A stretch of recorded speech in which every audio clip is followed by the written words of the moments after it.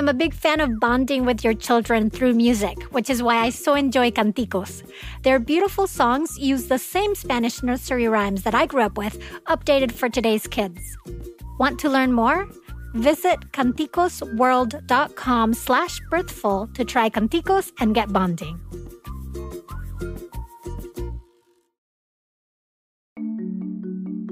Hello, my new parents and parents-to-be. I'm Adriana Lozada, and you're listening to Birthful. And today, just like every other week, I'm on my own, taking about 10 minutes to talk to you one-on-one about a pregnancy complication that is not talked about that much.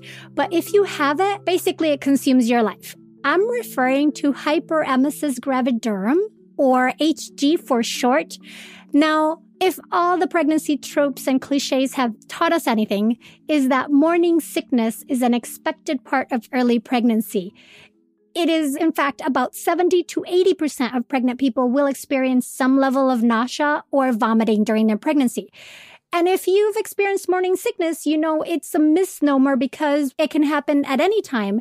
And more often than not, it comes on and goes continuously throughout the day or night or at any time, right? Now, what I dislike the most about these tropes is that they minimize and trivialize the wide spectrum of nausea and pregnancy sickness that many people experience. Sure, some people may not have much nausea or vomiting, but for others, things can be so debilitating that they're even dangerous. And when it gets to that extreme, then it becomes HG, which is, by the way, what the Duchess of Cambridge, Kate Middleton, has experienced with all 3 of her pregnancies. So hyperemesis gravidarum, which is Latin for extreme sickness of pregnancy, is the condition of experiencing such severe and debilitating nausea and vomiting during pregnancy that it can lead to weight loss of more than 5% of your pre-pregnancy weight, dehydration, electrolyte imbalance, and even anemia and malnutrition. Pregnancy sickness support describes HG like having food poisoning and the hangover on a boat in a storm for several months. Yeah, that bad. I mean, some people report vomiting 25 to 50 times per day. Now, the research tells us that HG occurs in about 1 to 3 pregnancies, classifying it as a rare complication. But remember how I said nausea and pregnancy sickness was a spectrum? If the symptoms are treated early enough, the severe nausea and vomiting may be managed so that it doesn't get to a point of diagnosed HG. The reality is that about 10% of pregnant people experience severe vomiting, meaning vomiting more than a few times per day. And recent data says that about 16% of pregnant people take some sort of medication to address this. And this is super important. If you are experiencing severe symptoms, don't wait until you're losing weight due to vomiting and needing IV fluids for dehydration before getting treatment. Be proactive because early access to treatment can be more effective. I'm always searching for deep and meaningful ways parents can connect with their babies, even in utero. And I often find myself coming back to music. There's just something really profoundly magical about feeling your baby recognize and react to the song you're playing in the background. And it's even more powerful when the music means something to you, when it connects to what you yourself loved as a child. That's why I've been really enjoying canticos. Their songs use the same nursery rhymes from my childhood, songs like Tung Tung, Arroz con Leche, and El Barquito Chiquitico, with a modern twist. What really stands out to me is the quality of the music. It feels rich, colorful, authentic. Singing along can bring back all those memories from your childhood self, and in turn, those feelings can help bring you even closer to your baby. I've been sharing canticos with friends and doula clients, even non-Spanish speakers, because it's such a powerful tool. If you're looking for a unique way to connect with baby, visit canticosworld.com/birthful and try canticos. That's canticosworld.com/birthful, and happy bonding. So when HG is full on, dehydration is a really big issue, and some signs of dehydration are having dry skin, feeling faint, dry mouth, not peeing enough. If that's happening, it's vital to drink whatever stays down. If you can't keep water down, try something else, like juice, tonic water, lemon soda, even flat Coke, whatever stays down. It might be helpful to try sipping through a straw or taking tiny sips to help you keep it down. And if that doesn't work, freezing it and then just sucking on the ice cubes might help. If you're still not able to keep down fluids, then maybe you can nibble on some fruit that's high in water content. Whatever you do, don't delay in getting IV fluids if you're dehydrated, because then you're going to spiral into bigger problems. Now, if drinking, keeping something down, is a huge problem, eating is, of course, even worse. What you have to do is eat whenever you can, meaning whenever you have a hunger window. And those can come on quick. And if you miss it, that can bring on a relapse. So eating during that hunger window is really important, and it can also help you avoid a new episode of vomiting. Try to carry foods that you are able to keep down, whatever that might be, crackers, bananas, nuts, whatever works for you. And if you can't eat much, this can lead to anemia and malnourishment. So don't just power through. Talk to your doctor about it.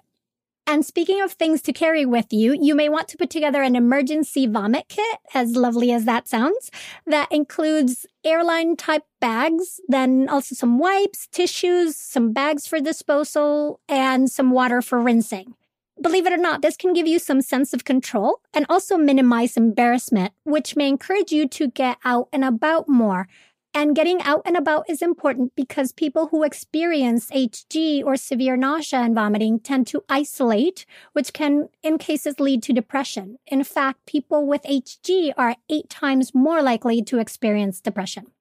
To help with your mental state, try to figure out what can lift your mood and do that if you can. Listen to podcasts with your eyes closed in bed if you can't watch shows or read. Hint, hint. And talk with supportive friends that will listen, or find someone who has experienced HG. And remember to take it one day at a time and celebrate each day you get through it. Now, to minimize your symptoms, figure out your triggers and avoid those. They might not just be food aversions or strong smells, but even noises or moving images or bright lights. You probably may have to avoid cooking if you can, and if so, don't feel guilty to ask for help. Now then, in terms of treatment, that's also a broad spectrum. I'm not going to say ginger because that's one you've probably heard thousands of times, but the wristbands that stimulate your P6 point on your wrist, non-blinded randomized trials have shown a decrease of persisting nausea by at least 50%, so they can actually help. And in a very similar vein, acupuncture has also been shown to help, as well as self-hypnosis to cope with the system. All of that varies by individual. There are also a broad range of medicines that can help with the different symptoms, and that's way beyond the scope of this podcast. So talk to your care provider. We don't give medical advice. Similarly, though, vitamin B6 and B1 seem to help. Now, if you do get dehydrated, it's common to have to go into the hospital for IV fluids, or sometimes you can even arrange home care for an IV. I even had a client once who had such severe HG that they had to install a PICC line, which is a peripherally inserted central catheter. So basically a port that was in their body all the time. So because they were going to get IV fluids so often that they just had a quick line in there. Take your symptoms seriously and know that you are not being dramatic, hormonal, or overreacting. This is real. Other things you can do are make sure you get rest, even though it can be tempting to try to catch up on life when you're feeling better. Not resting can lead to another debilitating cycle. Regardless of where you are in the spectrum, we don't quite know the cause for all this nausea and vomiting. So it might be genetic or hormonal or overall stress. Who knows? And for everybody, it might be different. In terms of timing, both morning sickness and HG can start around 4 to 7 weeks and peak around 9 to 13 weeks. However, then morning sickness usually goes away after the first trimester, while people with HG may get some relief maybe around 14 to 20 weeks, although 1 in 5 have it during the whole pregnancy. If you have had HG before, you probably will get it again. It might be as strong or more severe as the first time. And understand that pregnancy is a depleting event. So focus on repleting your system before becoming pregnant again to hopefully lessen the severity of the new HG situations. And even if you aren't planning to get pregnant again, it is important to create a replenishing plan with your care provider. Know that you're not alone. figure out what helps, develop your own coping strategies, and ask for help. Having severe nausea and vomiting during pregnancy is super hard. And if anyone says that they also had morning sickness, quote unquote, make them listen to this podcast. You can connect with Birthful on Instagram at Birthful Podcast. And to learn more about Birthful and my birth and postpartum preparation classes, go to birthful.com. Mighty ones, we want to know more about you, so we've created a survey. Go to birthful.com/survey, and as a bonus for filling it out, you'll be automatically entered to win a $100 Amex gift card. Tell us what you think at birthful.com/survey. Birthful was created by me, Adriana Lozada, and is a production of Lantigua, Williams & Co. The show's senior producer is Paulina Velasco, Virginia Lora is the managing producer, Cedric Wilson is our lead producer, Kojin Tashiro mixed this episode. Thank you for listening to and sharing Birthful. Be sure to subscribe on Apple Podcasts, Amazon Music, Spotify, and anywhere you listen. And come back next week for more ways to inform your intuition.